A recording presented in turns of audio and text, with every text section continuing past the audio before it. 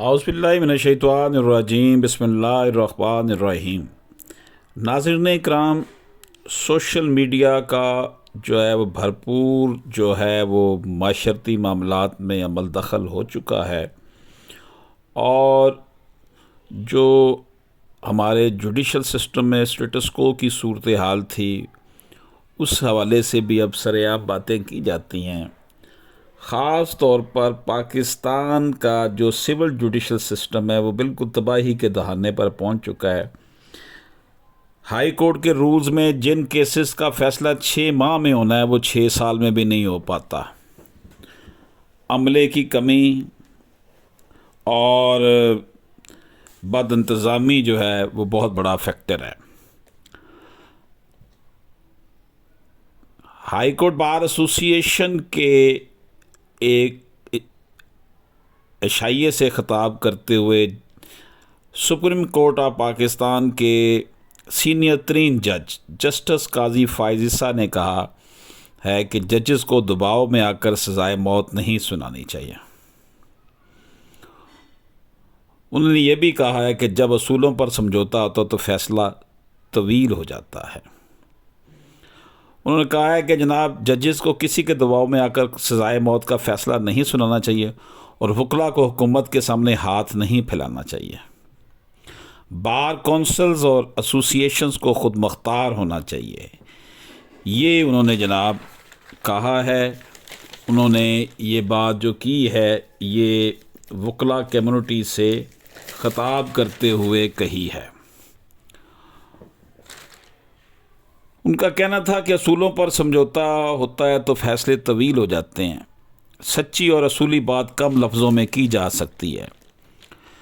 Justice قاضی فائز عیسیٰ نے کہا کہ 950 پیراگراف پر مشتمل ایک فیصلہ تھا جس پر شرمندگی ہوتی ہے۔ اس فیصلے میں وزیر اعظم کو سزائے موت سنائی گئی۔ وکلاء تحریک میں سب سے زیادہ قربانی کراچی نے دی تھی۔ وہ ہائی کورٹ بار ایسوسی ایشن کراچی کے سالانہ عشائیہ کی تقریب سے خطاب کر رہے تھے۔ ناظرین اکرام، سپریم کورٹ کے سینئر جج جسٹس قاضی فائز عیسیٰ نے کہا کہ ججوں کو دباؤ میں آ کر سزائے موت جیسے فیصلے ہرگز نہیں سنانے چاہیے۔ سمجھوتے جب ہوتے ہیں تو فیصلے طویل ہو جاتے ہیں، کیونکہ سچی اور کھری بات ہمیشہ کم لفظوں پر مشتمل مختصر ہوتی ہے۔ انہوں نے کہا کہ 950 پیراگراف پر مشتمل ایک فیصلہ ماضی میں سنایا گیا جسے دیکھ کر شرمندگی ہوتی ہے۔ اس فیصلے میں ملک کے وزیر اعظم کو سزائے موت سنائی گئی۔ مجھے تمیز الدین کیس 7 صفحوں پر مشتمل تھا اور مجھے مکمل طور پر سمجھ بھی آیا، لیکن آج کے طویل فیصلے سمجھنے سے قاصر ہوں۔ انہوں نے کہا کہ تاریخ کو یاد رکھا جائے تو غلطیاں دہرائی نہیں جاتی۔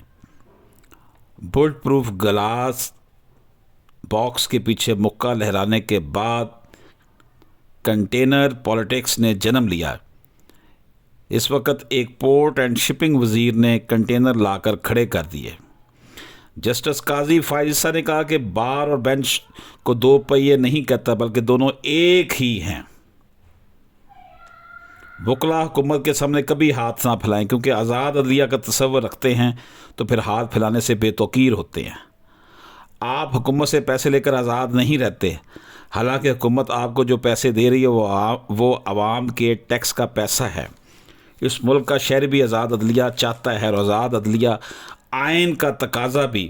انہوں نے کہا کہ عدالت عظمیٰ اور عدالت عالیہ کا بنیادی کام شہریوں کے حقوق کا تحفظ کرنا ہے، لیکن جب ہم نے آئین کا دامن چھوڑ دیا تو مسلمانوں کے سب سے بڑے ملک کے 2 ٹکڑے ہو گئے۔ یہ حصول اقتدار کی ہوس کے باعث ہوا تھا۔ ناظرین اکرام، اللہ کرے اس ملک میں نظام عدل قرآن و سنت کے مطابق ہو، تاکہ اس ملک کی جو عوام ہے وہ سماجی، سیاسی، معاشی انصاف سے بہرہ ور ہو سکے۔ اللہ حافظ۔